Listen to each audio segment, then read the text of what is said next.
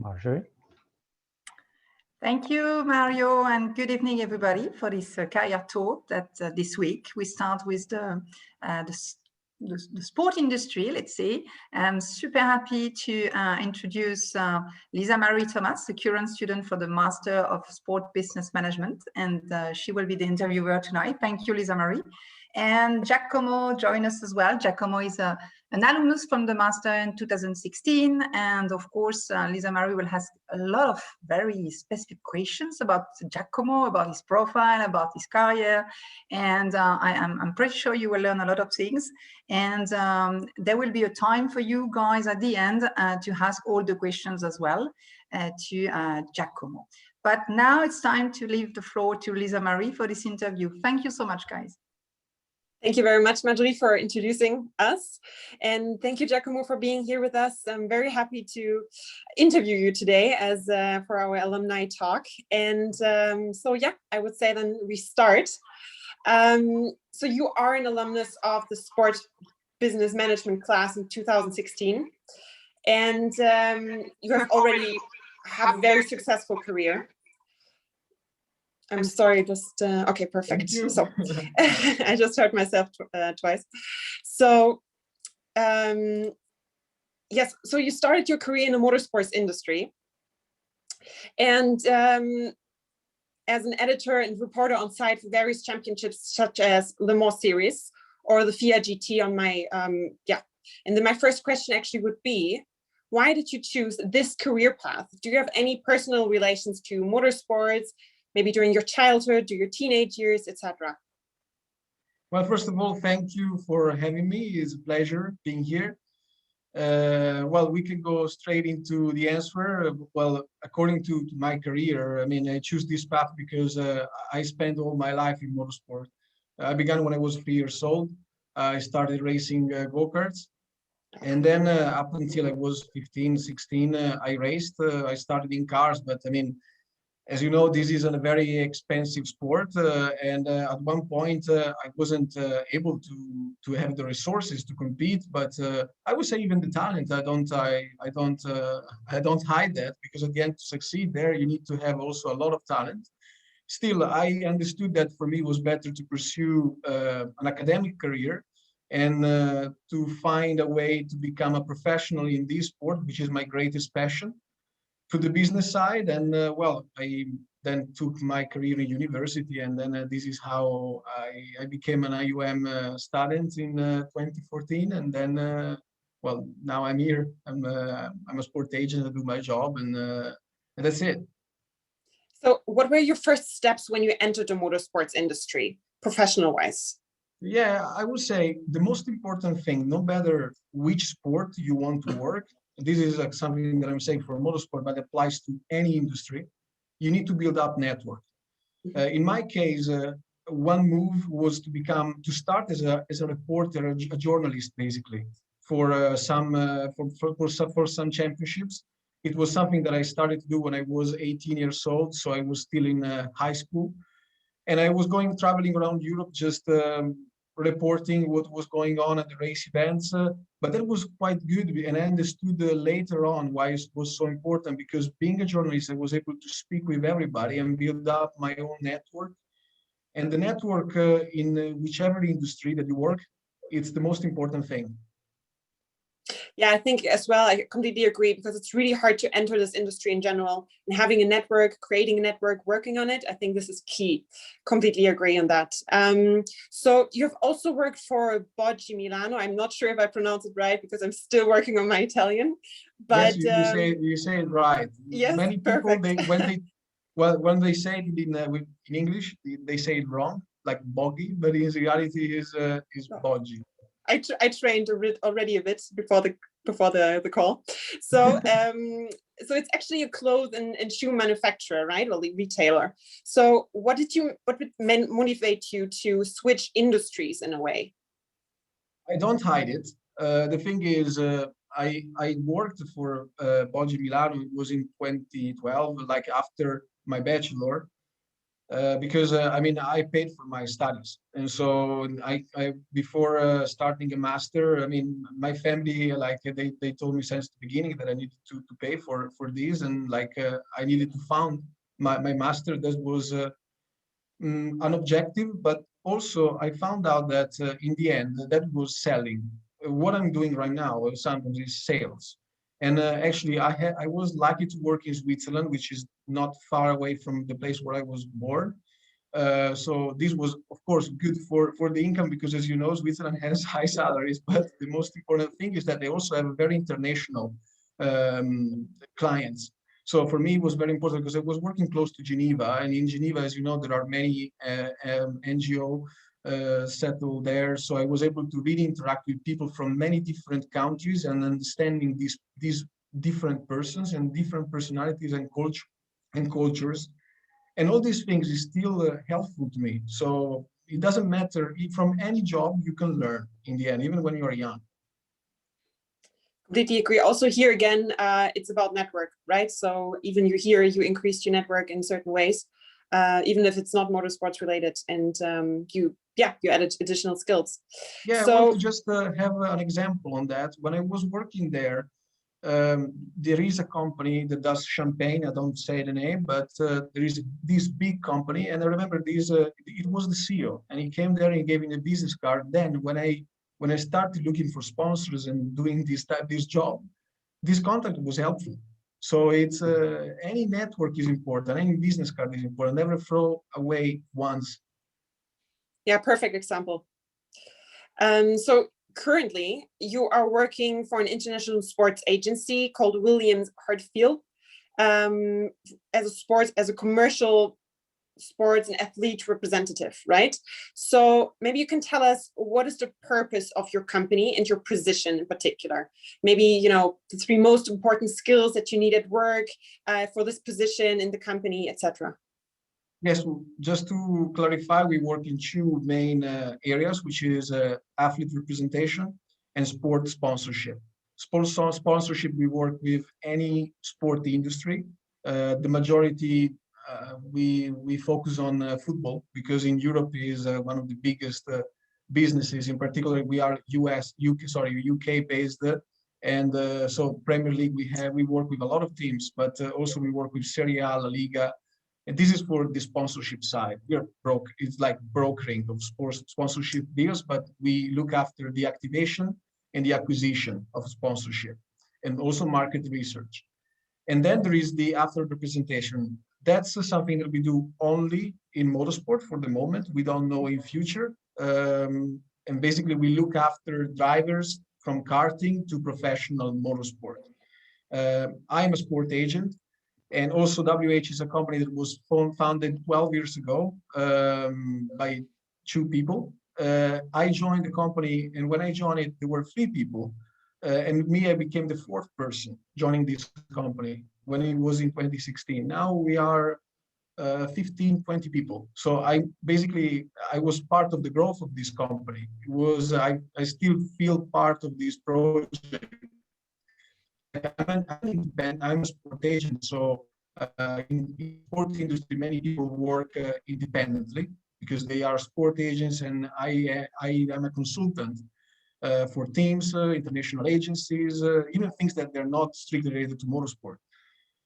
But you know, this is a project basically that I worked on since 2016, and we took this company from like basically small deals, but and now we manage almost 10 drivers and sponsors. As you can see from our website, we work with a lot of football teams that are quite important. They play in Champions League, so it's a you always need to be curious and keep growing. It's already a success story, I would say. Impressive. Yes. So maybe now switching a bit from you to the topic of today's discussion, talking about the post-pandemic key challenges in the motorsports industry. So here, one of the first questions would be, from your perspective, how did the COVID-19 pandemic impact motorsports industry in general for the current situation? Well, the challenges are the same as before. This is a crisis that for the nature of the pandemic is not driven by our market. So the challenges are the same. This pandemic just slowed down the process of growing. That we, like motorsport, like any sport, has challenges. They need to adapt to the changes. This thing just slowed down. I mean, the biggest problems that we have in our industry right now is the fact that traveling internationally is very, very complicated, and also we don't have fans. Like I just want to bring two examples. Last year, I lost two clients for these purposes.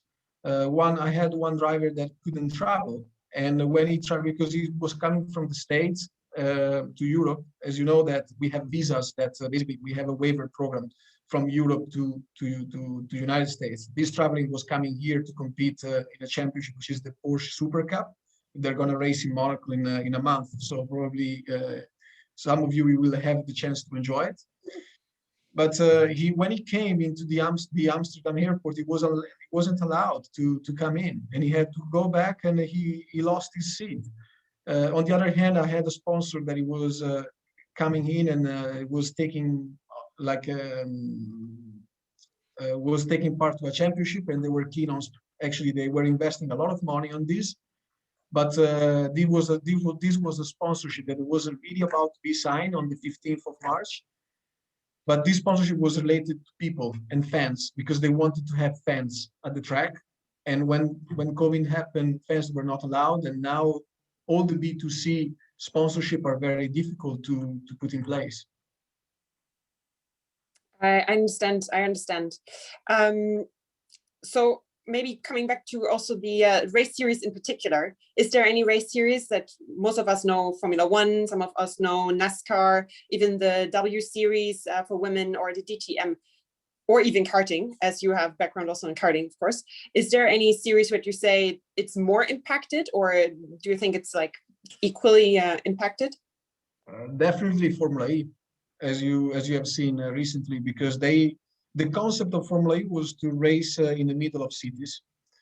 So they want to engage with fans, and they really look at a generalistic audience. And also they rely a lot on manufacturers. The manufacturers, anybody when they want to go in the motorsport industry, like any championship, wants to have manufacturers. The problem is manufacturers needs to be handled really with a lot of care, because last year manufacturers, they lost 80% of their sales. And when a manufacturer loses money, the first thing that you cut off is the motorsport program, anything that is superfluous. So you have seen in Formula E that Audi, BMW, they're going to leave. So at the end of not this year, but at the next year. And when you depend a lot from manufacturers, that's is a big danger as well. And now focusing on the post-pandemic, like maybe considering even that most of us are vaccinated already in a couple of weeks or months, hopefully, and maybe COVID is not that present anymore. It will always be present, but not that impacting. What do you think are the key challenges, maybe the three key challenges that motorsports has to face as soon there might be more spectators even accepted, like as soon as vaccinated spectators can join even the event? So what do you think are the key challenges motorsports has to face after the pandemic? Yeah, well, I would say there are two mainly. One is a problem that we already had before, and we need to still work to solve this problem, which is the cut cost, because it's a very expensive sport. I see that unfortunately, karting, when I was racing, the costs were nothing compared to what it is right now. So we need to, from the beginning, we need to be able to cut this cost. And one important thing, in particularly for Formula One level, we need to make sure that the money, they stay within the system, because when the money exits the system, that's we have a problem. So like now we have testing ban in most of the championships, not in Formula 4. Indeed, tomorrow I have to attend a Formula 4 test, because in Formula 4 you can run as much as you want. But when you go testing on a racetrack, the money stays into the system because the team pays the track, and even when this is the key challenge. Another thing that this is my opinion as well. Like I think somehow we invest a lot on telemetry and these things in the engineering side of the sport. In NASCAR, for instance, they don't have telemetry. That's all comes down to the driving.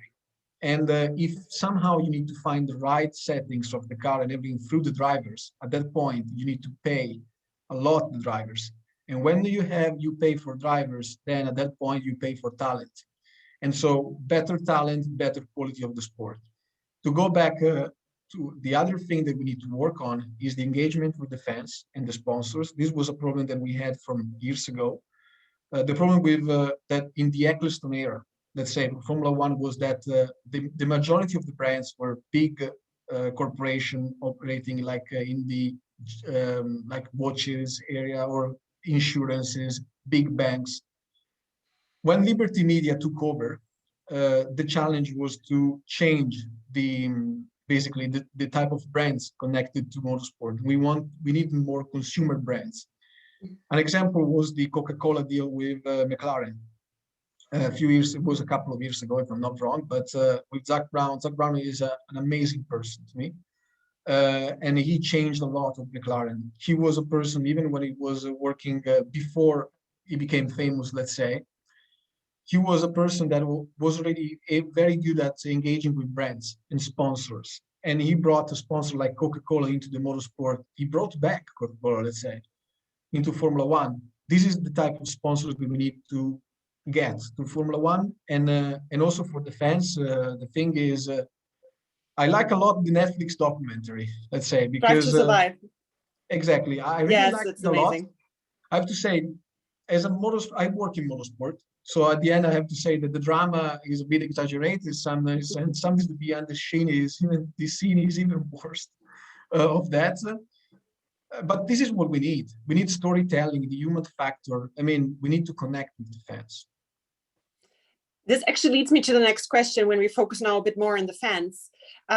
So how, or well, let's say to what extent will fan experience maybe on site for live motorsports event change after the pandemic? So what do you think there will be, or what do you think will spectators maybe experience differently in case they are allowed to be there on site? I don't think it's going to change much. I mean, last year. So you think there will be as much fans as, or like the same fan engagement even? You think this will be? I don't think it's going to change much from last year. I remember I was at some events of GT Master.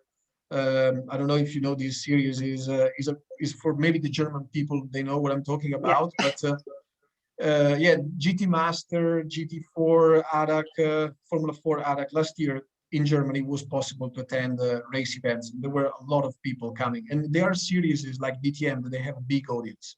For German, like live, the attendees are quite a lot, and they're all for Germans. But it was more or less the same. So the engagement that they have from the stands. Unfortunately, we can't still do many things that they're like autograph sessions and all these things, which was very good in the past. But I hopefully we're gonna be able to do it again. But definitely, I think it's gonna be. I don't expect big changes in the way the fans will attend events. And do you have any suggestions regarding further tactics that we can, or motorsports industry can actually kind of use to engage existing fans or new fans even more after the pandemic to get more, engaged with motorsports? Yes, is through the esports, let's say, and the video games. That's for a new generation. It's very important. The sim racing, etc. Yes, like I remember in 2017, we were working on a sponsorship presentation for a Formula One team, and we were presenting figures because you need to present figures, return on investments to teams. But at one point, I was like, we are forgetting one thing: the Formula One game, because when we also include the Formula One game, there is a huge audience that we are forgetting. So we need to work more on this area, and also we need more even the product. In the end,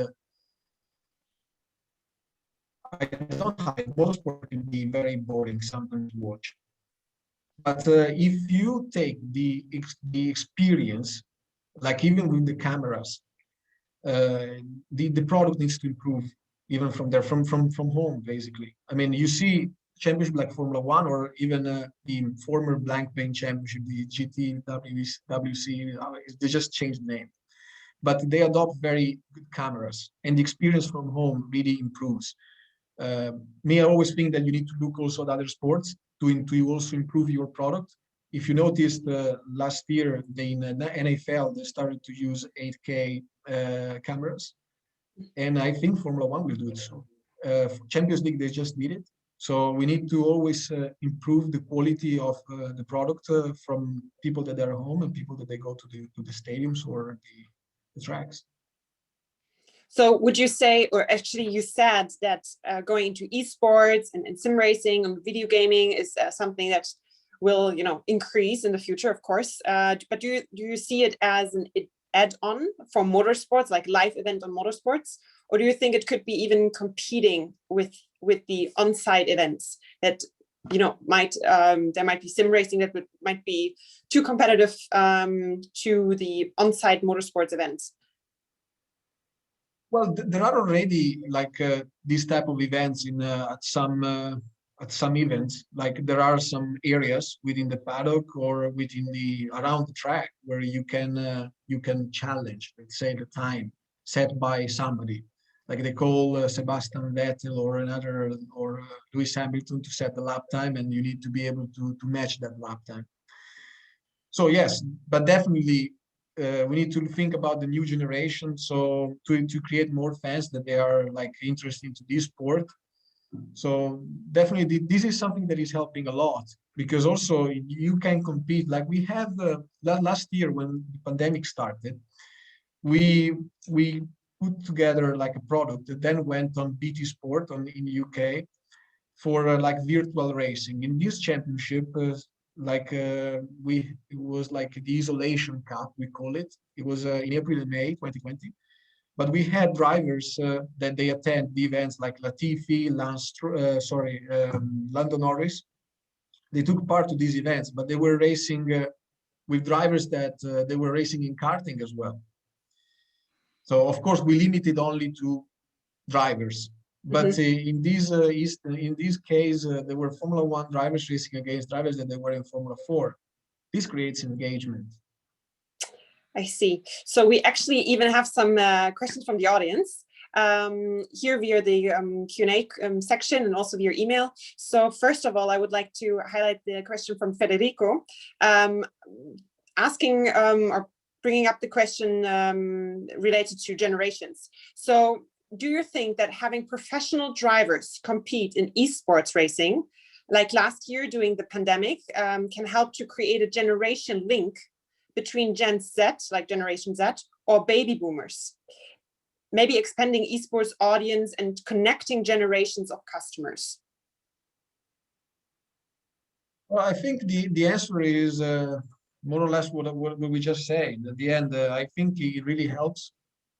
A lot of drivers, they don't like taking part of video games events. I manage them, and sometimes I tell them you need to do this, and they're like, no, I don't want to do it, because that's the truth. But in the end, the thing is, it's very important even to them to be appreciated by the fans. They need to do it. I mean, the thing is, if you play Formula One games, is a very arcade sport. The drivers, they use different platforms, but the one that they prefer is iRacing, and many drivers, they use that. But at the end, if you think about Max Verstappen, he's a driver that spends so many hours on the simulator. And yeah, definitely this can really help to create a link between generation as well. The only thing is the old generation, like mine, is not, I mean, me, I think I'm 32, 33. But the thing is, I'm not a big fan of these, but so when I want to challenge them, sometimes I have to say I challenge my driver. We have a place where we go close to Milton Keynes, and I do challenge them in the simulator. They beat me, of course, but yes, it's a way that it's a method that can work. Perfect. So I'm just checking for more questions from the audience. So we have one more asking, I would like to know how the transition to motorsports was and what your first approach was in this world. So like maybe once again, going back to how you first stepped into motorsports. I know that you had the you know, private background in karting, etc. But maybe once again to come back to your first step when you first decided where to go and how to enter the business world. Yes, I would say I can answer with the way I made motorsport. I became a professional, a real professional in motorsport, because at the end, even when I started as a journalist, the returns are very minimal. So when I finished my studies, and at that point, I just needed to get a job in the motorsport. It wasn't easy. This is just to clarify, because the thing is, the sport industry is not easy. I mean, the thing is, the university gives you the tool to get a job, but it's not like they're not an employment agency. So in the end, when you exit, the university is you that you need to be able to sell yourself, because it's a selling process. Me, when I finished, I was working. I started working in the automotive industry. I was working for Mercedes in Milan, but I didn't like very much the automotive, because I feel is even if is very connected to motorsport, but I didn't like it.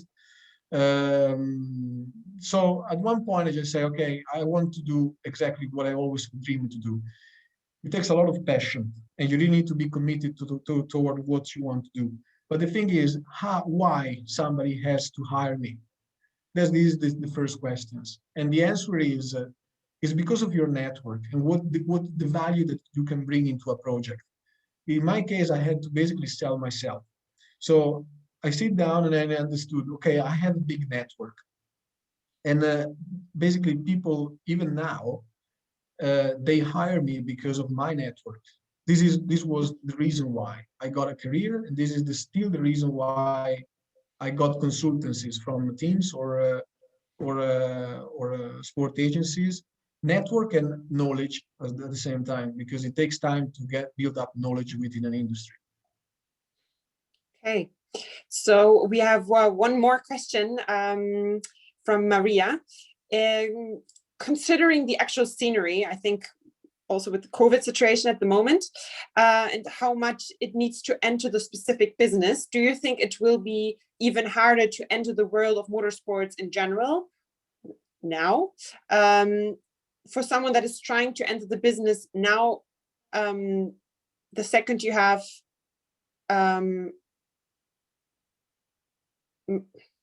well, maybe we stay with the first part. So do you think it will be harder to actually enter the motorsports industry at the moment if you're an enthusiast, but also considering especially the COVID pandemic at the moment?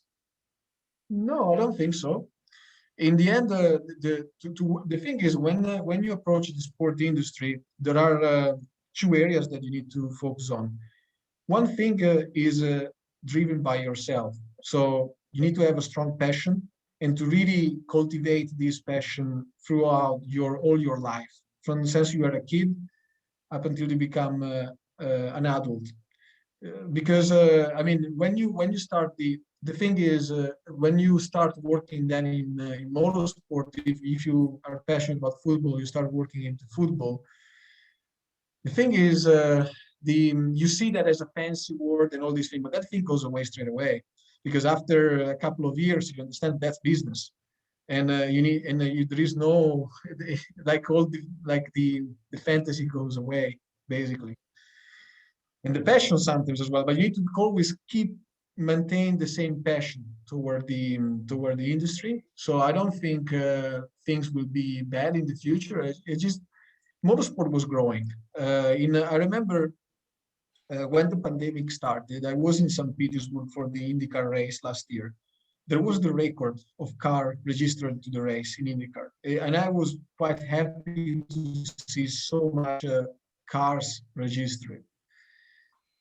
These things slow down the process of growing, but you see, even the Netflix documentary is bringing to motorsport a lot of audience and a lot of fans. And I think this will really help the industry to grow in the future. So this is perfect step to my next question, which would be, where do you see motorsports in the next 5 years? As you said, they are growing, maybe surprisingly, although we have, also the eco-friendly discussions, etc. Everyone is going to esports maybe and electric cars. But the motorsports, of course, includes everything. Where would you see motorsports in the next 5 years? Yeah, we are a sport. So like any sport, we have the same challenges.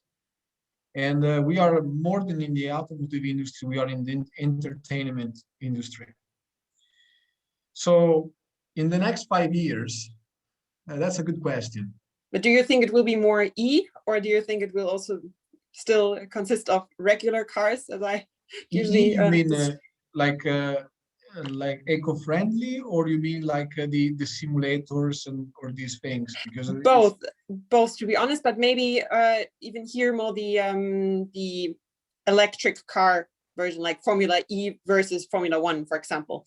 No, from my point of view, this is something that we need to really address. We have problems. The motorsport was born to find solutions for the automotive industry, and the challenges that we face. I mean, sustainability is a concern for everything nowadays. I want to just bring the attention on one example that is not on the big media, but there is Formula E from one side. Also, there is the Extreme E, which also a very good product. Honestly, I didn't search many information about it. But then I came across the product on TV last week, and actually it's a very good product, I have to say. The way they plan it, actually, from my point of view, better than Formula E, honestly, because it really addressed the problem of the electric vehicles. I mean, I always say Tesla, like my opinion is very similar to the one of Akio Toyoda. You recently see this article, but I mean, it's a big challenge, like to convert to EV vehicles for normal people. But Tesla, Elon Musk is doing this for the aerospace industry, and Extreme E is more for the aerospace industry, because they really do events in very remote areas, and you need to have efficiency in these remote areas. So I think is a quite good product. So yes, it's something that we need to really look at with some concern. But also, I want to talk about Porsche. Porsche Super Cup this year is going to run on low emission fuel this year. And they just announced it, I think, a couple of weeks ago. Yeah. Yes, exactly. And I have a very good relationship with Porsche. I send a lot of my drivers there because it's a program that I really like. And in 2022, they're going to use fuels that they're going to reduce carbon emissions by 85%. So we always talk about the electric vehicles, but maybe the future is in the fuels, to find fuels that they are sustainable. So actually, this is a question maybe an engineer can answer you. But there are a lot of challenges that we can find different ways to solve it. So yeah, but this is something that of course is a problem that we need to address. As in motorsport, we have a commitment to find answers to this problem. I agree, couldn't agree more on this. So we have another question from the audience. So Rocco asks, what advice? Sorry, Lisa, I think it would be the last one. Unfortunately, we have to, but thank you so much. Yeah, sure. So last but not least, it's the question from Rocco asking, what advice could you give to those who would like to try to take this path as you did? For example, with the dream of entering Formula One. Okay, first of all, be passionate. Also, this is for most of the people is a child dream. But you always need to have this child dream. never let anybody say, no, you're not going to be able to make it. But the thing is, you need to enter this industry is very difficult. But at the same time, you need to be able to sell yourself and to really find a solution on your deep, basically. And there are different ways to enter this industry, but the thing is, the answer, you know, the answer better than anyone else. No, thank you very much for this answer. So I will now leave the stage to Marjorie, I think. Thank you very much, Lisa Marie, for conducting this this interview. You did that Very in welcome. a very elegant way and a very professional way, and it's not an easy exercise. So thank you. I really appreciate it, and I'm sure the audience too. And thank you, Giacomo, for sharing your ideas, your opinions, but also your vision. And it will be super interesting, believe me, because you know, when we are talking about football, of course, we can be innovative in football, but we are talking about a ball, you know. In motorsport, we are talking about energy. We are talking about innovation, and the job you do will be transformed by the next innovation. I totally agree with you. Maybe the future is not in electric. Maybe it can be hydrogen. Another sort of fuel, as you mentioned. So I think it will be super interesting, and definitely I agree with you. It's a very difficult industry, not easy to enter, and you need to have a knowledge, but you need to have a passion, because I remember you very well. I remember when we had a discussion, you told me, yo, I'm not happy in Mercedes in Milano, I want to go to the US, and I remember perfectly that you couldn't go because you couldn't have your visa to go there, but never you stop your dream, and I can see the result today. So I'm extremely impressed by that, because this is really, you have to be passionate, to have a culture, really to be driven by this objective. And definitely it's difficult, sure, but you know, the sport industry is very competitive industry, and motorsport as well.